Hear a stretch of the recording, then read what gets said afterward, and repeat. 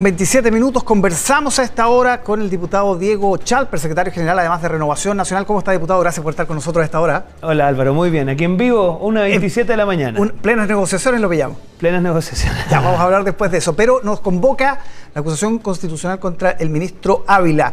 La democracia cristiana la está pensando. En los cálculos que ustedes tienen, ¿alcanzarían los votos para que la acusación pasara al Senado? Mira, para nosotros, Álvaro, una tarea fundamental era lograr una acusación que incorporara distintas miradas y sensibilidades. Por eso hay un capítulo que da cuenta de la falta de fiscalización de millonarias irregularidades en la JUNAEP, que hablan del orden de 110.000 millones de pesos por asignaciones mal hechas en materia de raciones de alimentos, después una serie de inejecuciones legales que tienen que ver con los servicios locales de educación, que tienen que ver con los fondos de infraestructura, que tienen que ver con deserción escolar, o sea, capítulos dedicados a las inejecuciones. Y otro que tiene que ver con esta idea de la alfabetización en sexualidad, que es una manera, en nuestra opinión, no adecuada de hacer lo que hay que hacer, que es hacer educación sexual, pero se hace sin respetar el derecho de los padres a escoger la educación de sus hijos y la diversidad de mirada. Entonces, esta acusación compleja, amplia que hemos hecho, me parece que está sensibilizando con las distintas oposiciones y estamos muy confiados que va a poder obtener una mayoría de la Cámara de Diputados para poder avanzar. Me gustaría profundizar en lo de JUNAEP, porque eso podría eventualmente lograr algunos votos, porque claro, respecto a la educación sexual puede haber distintas miradas, pero si hay irregularidades, digamos, flagrantes, podrían tener más apoyo. ¿De qué se trata exactamente lo de la JUNAEP? Mire, lo que pasa es que la JUNAEP, una de sus funciones consiste en entregar alimentación tanto a la educación parvularia como a la educación escolar.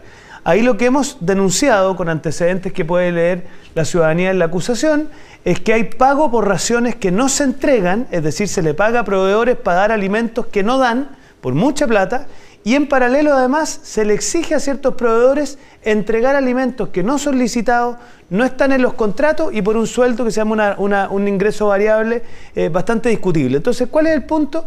Que aquí la sumatoria de esta irregularidad podría dar cuenta de 110.000 millones de pesos de plata que no encuentran justificación, ya sea en raciones que no se dan o en prestadores que no tienen sus raciones dentro de la licitación. Y esto es tremendamente grave, y el ministro, obviamente, como la máxima autoridad del servicio dependiente de JUNAEP, obvio que tiene responsabilidad de fiscalizar, no lo ha hecho, y vamos a demostrar a lo largo de este proceso que, debiendo hacerlo, tenía los antecedentes para hacerlo y no lo hizo. ¿Y dónde está puesto el ojo en términos de los prestadores? ¿Hay vínculos con algún partido político? Bueno, obviamente todas esas cosas vamos a tener que irlas desentrañando a medida que avance la investigación, pero obviamente cuando estamos hablando de 110.000 millones de pesos, eventualmente, digamos, propios de irregularidades de la JUNAEP, obvio que estamos hablando de algo de muy grave, y tú dijiste algo que es muy cierto. Esto al final, más allá de las miradas políticas que uno pueda tener, es nuestro deber velar porque los recursos destinados a la alimentación de los niños se ejecuten bien. Y este ministerio no ha supervisado y no ha ejecutado bien esos recursos. Ahora, respecto a los primeros capítulos que tienen que ver precisamente con lo que decíamos, estos cursos o esta educación sexual, desde el oficialismo han dicho que ustedes en Chile Vamos, los que han impulsado esta acusación, están obsesionados con este tema sexual o con la orientación sexual del ministro, que sabemos, él lo ha reconocido públicamente, es homosexual. ¿Qué pueden decir de eso? No, para nada. A ver, la condición y orientación sexual del ministro es algo que no tiene nada que ver con la Cámara de Diputados, un asunto personal que no tiene nada que ver con la acusación. Este ministerio ha tomado la decisión de avanzar en lo que llamamos la alfabetización en sexualidad.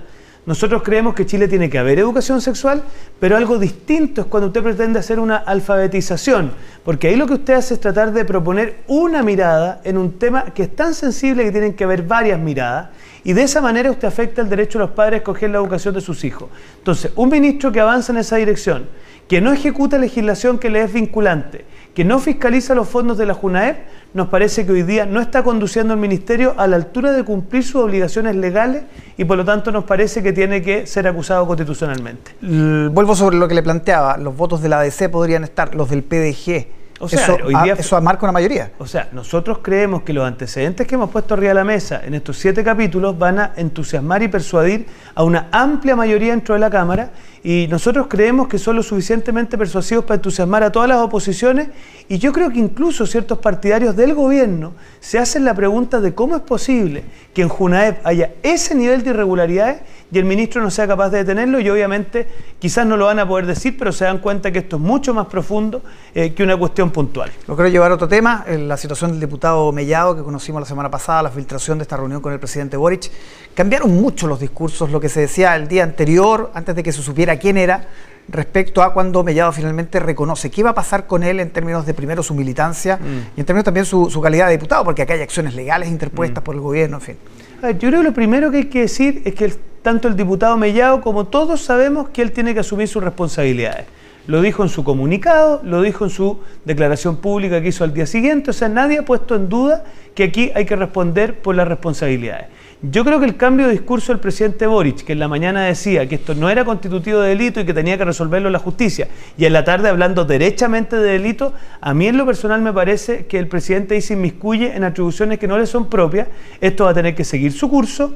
Hoy día un abogado ha asumido la defensa del diputado Mellado, y yo espero que esto se resuelva con plena transparencia, con plena claridad, porque obviamente durante el fin de semana usted vio que personas tan distintas como el señor Carlos Peña y la señora Alejandra Matus, que probablemente está en la antípoda del pensamiento de Miguel Mellado, dicen que esta conducta no es constitutiva de delito y la que tendrá que resolver esa materia es la justicia. ¿Y para ustedes como mesa directiva qué fue? ¿Un delito, un error? Para nosotros como un mesa tema ético. Mire, para nosotros en lo político siempre el criterio va a estar en el cumplimiento de la ley y en asumir la responsabilidad, y en eso me parece que el diputado Mellado ha sido bastante claro. En lo humano, obviamente vamos a estar disponibles a acompañar humanamente a un hombre que ha dado peleas tremendamente importantes por la Araucanía, que le ha costado amenazas de muerte, que le ha costado persecuciones, porque por Dios que ha hecho la pega para defender a las víctimas inocentes de la Araucanía. Entonces, en lo político, como él lo ha dicho, asumir responsabilidades. En lo humano, por supuesto que lo vamos a acompañar. ¿Pero qué fue para ustedes? A ver, para nosotros obviamente es un error que él comete. Y es un error que obviamente él mismo ha reconocido, respecto al cual tiene que asumir responsabilidad. No es delito. Será la justicia la que tiene que resolver si tiene o no el carácter de delito, porque es un tema discutible. Vamos a las declaraciones del ministro Marcel aquí en Mesa Central, a propósito de esta PGU.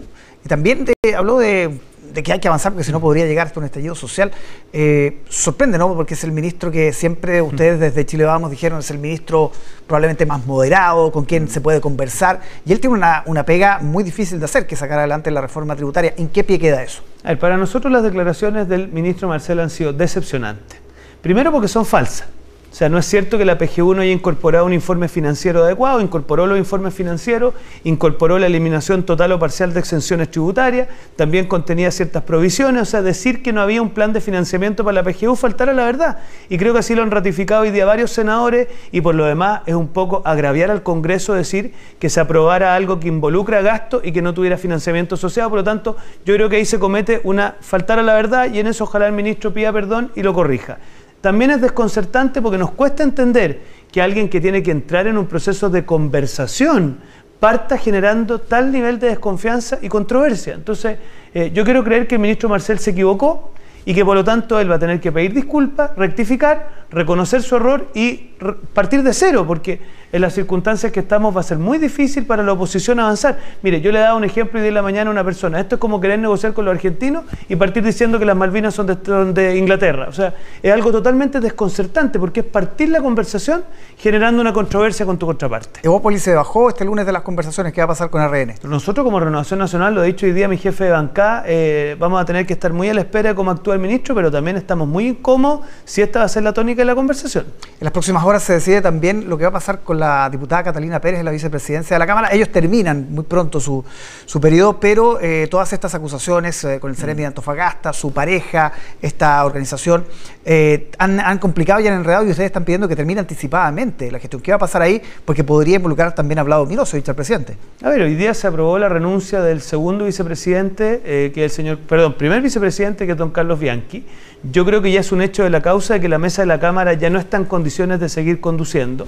Yo creo que lo mejor es que le demos cese a este proceso y que asuma una nueva mesa que tenga la capacidad de conducir. Yo nunca he sido alguien que le sugiere a otro qué hacer, porque a mí me preguntan, ¿tendría que renunciar la diputada Pérez? Yo nunca voy a sugerirle una cosa hacia alguien. Lo que sí creo es que tiene que darle una muy buena explicación al país, porque hay tres principios que son clave. El primero, la transparencia. O sea, dejar muy claro lo que aquí aconteció. Lo segundo, la probidad. O sea, con los fondos públicos no se juega. Y lo tercero, y en esto, aunque quizá a algunos les vaya a llamar la atención, la presunción de inocencia. O sea, siempre suponer que las personas no han hecho nada, pero obviamente aquí tienen que dar una explicación muy importante porque obviamente la situación es difícil de entender, entendiendo que las personas involucradas son tan cercanas a la diputada. Y lo último, la situación del exalcalde Torrealba. Sé que ya no milita técnicamente en Renovación Nacional, pero es un histórico del partido y se conocieron más antecedentes de la formalización la semana pasada. Él ya ha pasado las primeras noches también en un anexo cárcel. ¿Cómo queda el partido con lo que se ha sabido de cómo operó tantos años? Bueno, Renovación Nacional, esto es lo que lo ha dicho siempre. Primer elemento clave, investigar todas las aristas hasta las últimas consecuencias con total transparencia, con total, interés de todos los involucrados. Lo segundo, obviamente también el resguardo de las distintas garantías procesales para todos, porque es muy importante que el proceso se esclarezca para todos y finalmente si se acredita la comisión de los delitos, Álvaro, no te quepa ninguna duda, acá obviamente tienen que aplicarse las sanciones que correspondan de acuerdo a la ley. Bien, diputado